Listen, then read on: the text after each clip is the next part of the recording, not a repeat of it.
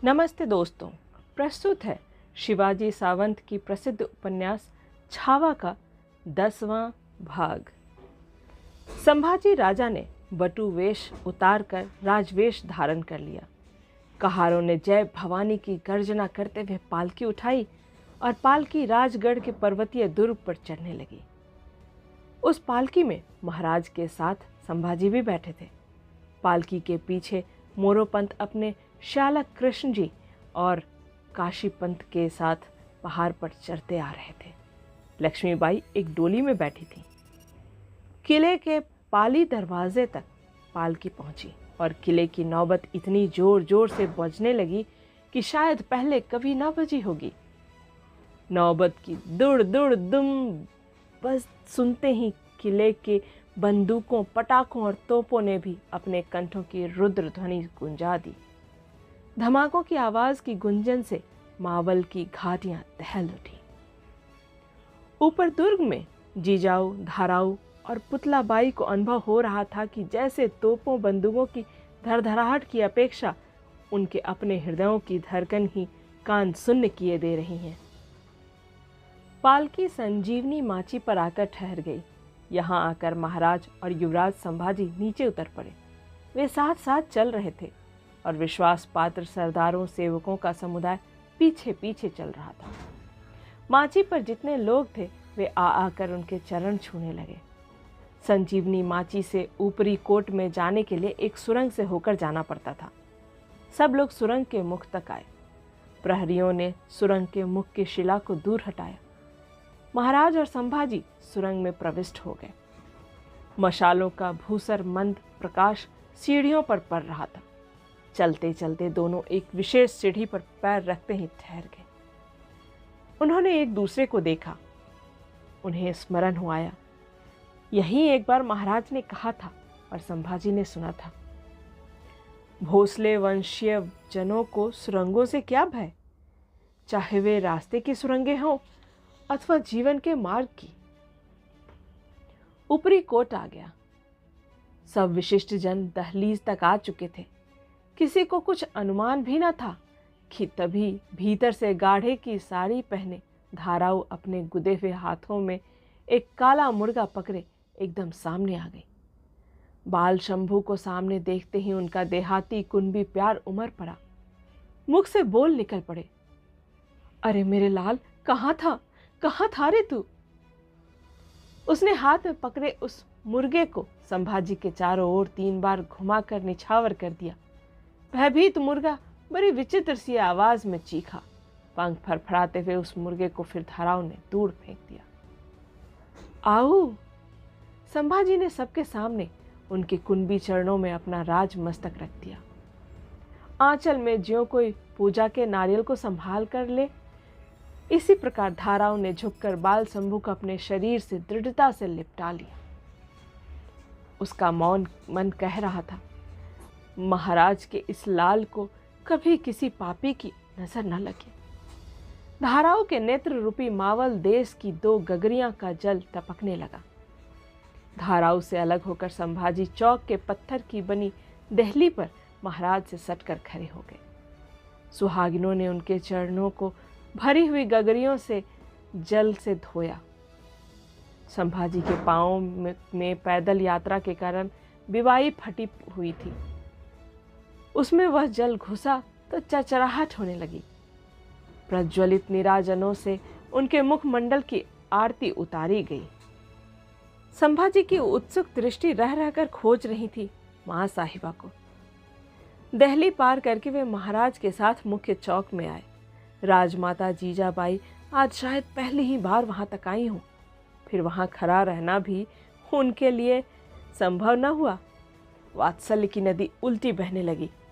आज जीजाऊ के थके बूढ़े पांव में भी न जाने कहां से शक्ति अवतरित हो आई थी। अपने सिर से ढरके कुलीन आंचल का भी उन्हें ध्यान न रहा। वे सीधी चलती हुई आगे बढ़ने लगी। उनके रूप में मानो मावल खंड का मातृत्व ही साकार होकर आगे बढ़ा आ रहा था। महाराज को पीछे छोड़कर शंभू राजा ही आगे दौड़ पड़े और क्षण भर में ही जीजाऊ के पैरों से जा लिपटे। सारा चौक गदगद हो उठा। माँ साहिबा, माँ साहिबा, माँ साहिबा। प्रत्येक शब्द के साथ ही उनका कंठ अवरुद्ध हो रहा था। आहा! माँ साहिबा के पहने वस्त्रों में से एक विशेष प्रकार की गंध छिपी रहती है। प्राण व्याकुल बनाने वाली गंध है यह। अबीर में मिली हल्दी रोली की सी गंध। और बालक संभाजी भाव विह्वल होकर माँ साहिबा की साड़ी में अपना सिर बस जोर जोर से रगड़ने लगे। आज और इसी विशिष्ट क्षण में जीजाऊ समझ पाई कि माँ भवानी के 8 हाथ क्यों हैं। संभवतः वे 8 हाथ भी उस जग जननी को अपर्याप्त ही प्रतीत होते होंगे। जीजाऊ अपने हाथों की संख्या की कमी की पूर्ति वाणी द्वारा कर रही थी। शंभू बेटे, शंभू बेटे, शंभू बेटे। वात्सल्यमयी भावनाओं के आवेग में भी जीजाऊ के मन में विचित्र सा विचार सांप के समान रेंगता हुआ कहीं से आ घुसा। शंभू बेटे को काल ने हमसे छीन लिया। जीजाऊ कांप उठी। उन्हें याद हो आया, मृत्यु ने पहले भी कई बार हमारे स्नेही जनों को हमसे छीना है। पहला प्रहार था उनके ज्येष्ठ पुत्र संभाजी पर। तोप का एक दंदनाता गोला उसे छीन ले गया था। काल के दूसरे प्रहर ने उनके पति को ही घोड़े के रकाबी में पैर अटका कर उनका बुरा हाल किया था। तीसरा प्रहार था सई बाई पर, उनकी पुत्र वधू पर। औषधों की विस्तृत मात्रा भी उसे बचा न सकी थी। जब जब अपने स्नेही आत्मीय जनों की मृत्यु होती है तो पीछे रहने वालों का जीवन कैसा उसर बंजर बन जाता है, यह सत्य जीजाऊ ने अनेक बार भोगा था। जीजाऊ ने शंभू राजा को अपने आलिंगन में और अधिक कस लिया। उनके नेत्रों से बरों का प्यार शंभू राजा के टोप पर टपकने लगा। चौक में उपस्थित प्रत्येक व्यक्ति को यह दृश्य देखकर अनुभव हो रहा था, हम भी स्वयं छोटे राजा साहब हैं। हम भी इस बरों के प्यार में नहा रहे हैं। भावना के उफान के कुछ कम होते ही जीजाऊ ने आंचल के छोरों से आंखों की कोरों को पोंछा। मुहरों से भरी थाली को बाल शंभू पर से निछावर करके और फिर उनके कंधे पर हाथ रखकर वे शांत स्वर में बोली, चलो। जीजाऊ संभाजी को लिए जा रही थी, मानो गगन की नीलिमा ही विद्युत की एक रेखा को साथ लेकर दूसरे छोर तक पहुंचाने जा रही हो। जीजाऊ जा रही थी देव मंदिर की ओर, शंभू राजा को साथ लिए, जगदम्बा के कृपालु चरणों में प्रणाम अर्पित करने के लिए। सब उपस्थित सरदार, अधिकारी आदि ने उनकी ओर पीठ करके दूर जाती हुई उन 2 मूर्तियों को विनम्र भाव से अभिवादन किया। देवी के दर्शन करके शंभू राजा पुतलाबाई के महल में गए। पुतलाबाई वहां उनकी आरती उतारने के लिए आरती सजाए सब कुछ भूली खोई खोई खड़ी थी। बस एकटक शंभू राजा की ओर निहार रही थी। उनके सामने आकर संभाजी उनकी चरण धूली मस्तक से लगाकर बोले, माँ जी, हमारी आरती उतारेंगी ना? प्यारे बेटे के वही शब्द, नदी के जल के समान कूदते फांदते हुए आने वाले वे ही नेत्र दर्पण के समान स्वच्छ। पुतलाबाई के हाथ की आरती कांपते थरथराते हुए स्वयं घूमने लगी। संभाजी ने कमर के फेंटे में खोसा हुआ ताबीज बाहर निकाला, उसे आरती की थाली में रखकर बोले, माँ जी लीजिए, हम सकुशल आ गए। रास्ते में हम यह ताबीज झोली में रखा करते थे।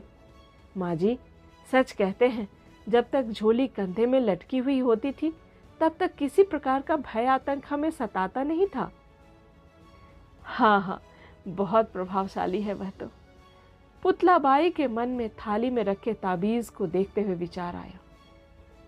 पुतलाबाई ने आरती चौकी पर रख दी और न जाने मन में क्या आया कि उन्होंने फिर वह ताबीज उठा ली।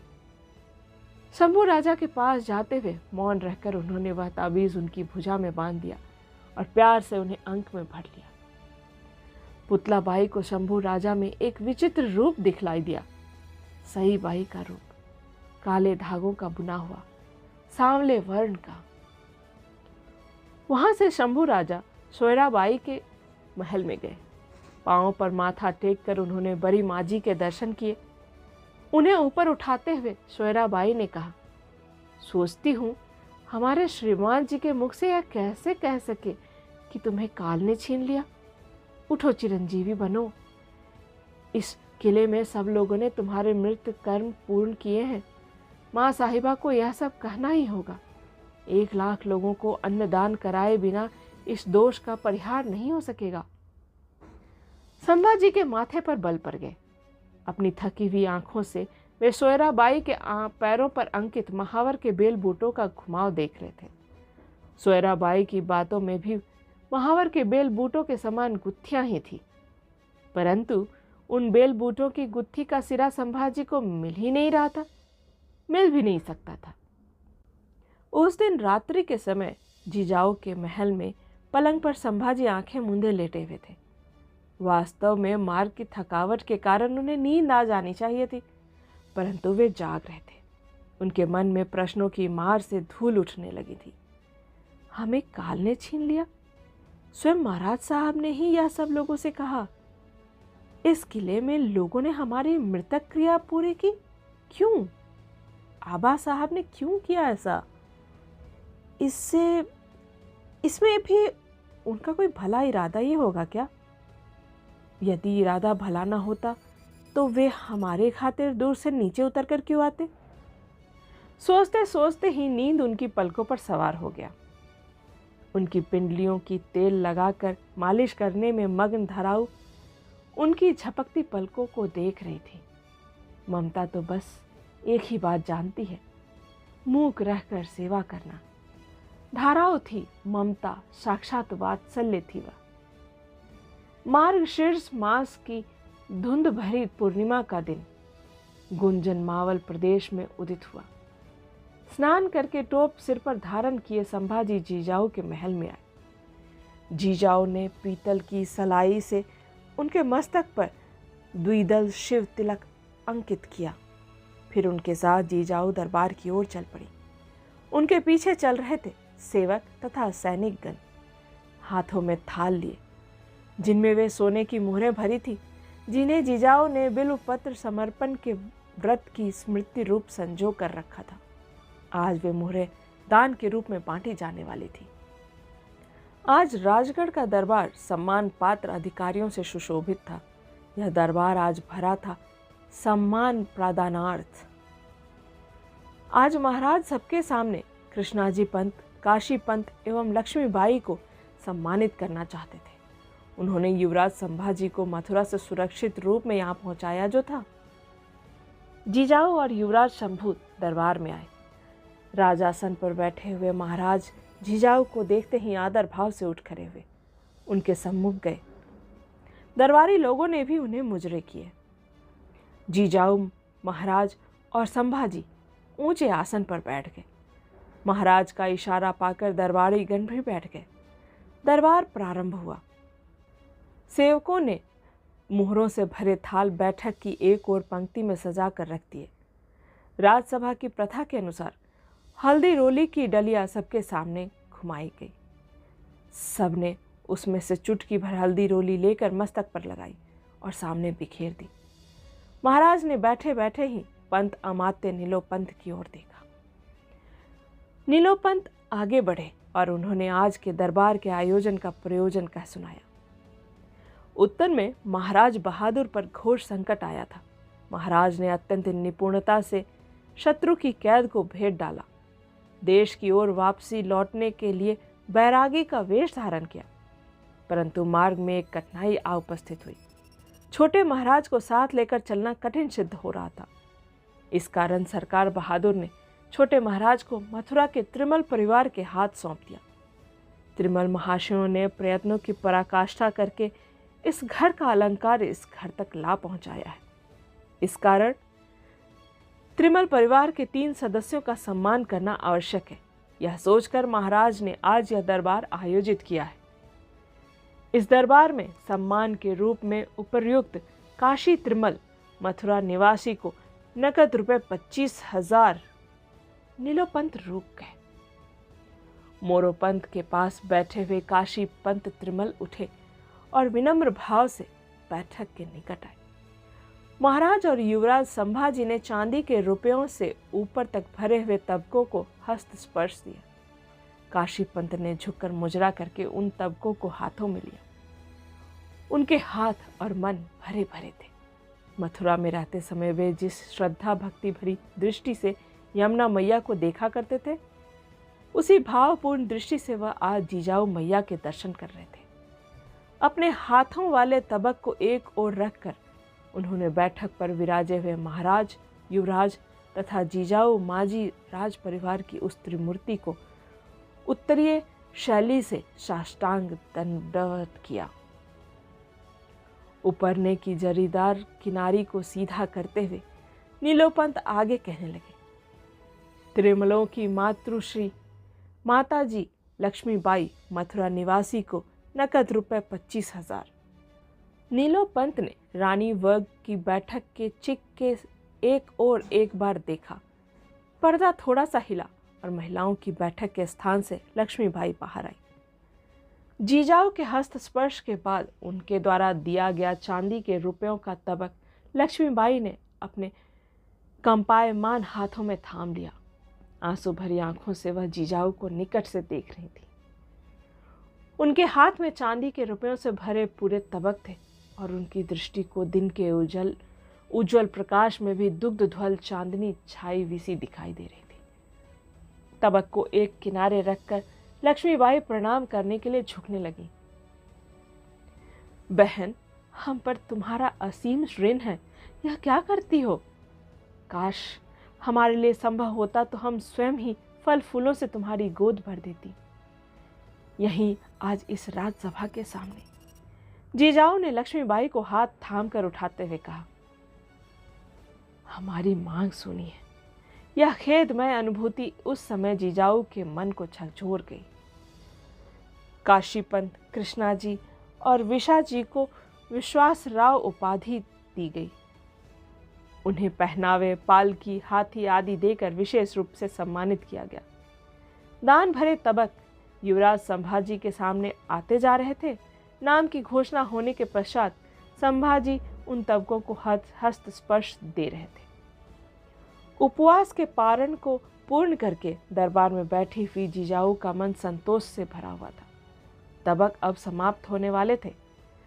संभाजी के माथे पर कुछ बल से पड़ गए। महाराज की ओर झुककर उन्होंने धीरे से कहा, महाराज साहब। कहो। महाराज संतोष से प्रफुल्लित थे। सम्मान के रूप में एक तबक आगरा की ओर भी रवाना किया जाए। महाराज ने भौं उठाकर किसके लिए बिना कुछ बोले ही प्रश्न पूछा। महाराज की छाती पर पड़ी माला की ओर दृष्टि गराकर संभाजी ने कहा, कुम्हार बस्ती के कुम्हार ने हमें घर का सा प्यार दिया था, उसके लिए। उनकी आंखों के आगे गणेश की कच्ची मूर्तियों की पंक्तियां उभर आईं। अनजाने में ही महाराज का हाथ अपने आप संभाजी की पीठ पर चला गया। अभिमान से छाती फूल उठी। अंगरखे में बगलों के स्थान पर जैसे तनाव आ गया। मुहरों से भरा एक थाल आगरा के कुम्हार के नाम से अलग रख दिया गया। महाराज ने अपने निजी प्रबंधकों की ओर देखा। हाथ में तबक उठाए हुए एक सेवक को लेकर प्रबंधक महाराज के सम्मुख उपस्थित हुए। उन्होंने मुजरा पेश किया। तबक धारक सेवक ने थाल पर ढका हुआ वस्त्र हटाया और झुककर वह तबक महाराज के सामने पकड़ रखा। संभाजी ने देखा कि तबक में सोने के तारों से मढ़ा हुआ एक पदक रखा था। उसमें न जाने किस प्रकार के पंख पिरोए हुए थे। यह क्या है? उन्होंने महाराज से पूछा। ये गरुड़ के पंख हैं, हर काम में सफलता दिलाने वाले। महाराज ने तबक में रखे पदक की ओर देखते हुए उत्तर दिया। उन्होंने सेवक को आंखों से संकेत से कहा कि तबक जिजाऊ के सामने रखा जाए। मां साहिबा उस पदक को हाथ लगावे। महाराज ने जीजाऊ की ओर देखा। जीजाऊ ने गरुड़ पंख के उस पदक को हस्त स्पर्श दिया। अब वह पदक सच्चे अर्थों में हर काम में सफलता देने वाला बन गया। जीजाऊ महाराज से कुछ पूछना ही चाहती थी कि किले के पाली दरवाजे के नक्कार खाने से नौबत बजने की आवाज उठी और दरबार में सुनाई देने लगी। महाराज और जीजाओं ने एक दूसरे की ओर देखा और दोनों के मुख पर एक मंद मुस्कुराहट छा गई। उनके मुस्कुराने का कारण दूसरा कोई भी समझ नहीं पाया। दरबार समाप्त होने को था। किले का पोतराज भागता दौड़ता हुआ ऊंची बैठक के सामने आ गया। मुजरा करके कहने लगा, सरकार, आज पूनम है। माँ भवानी के कीर्तन नृत्य का उत्सव मनाने की आज्ञा हो जाए।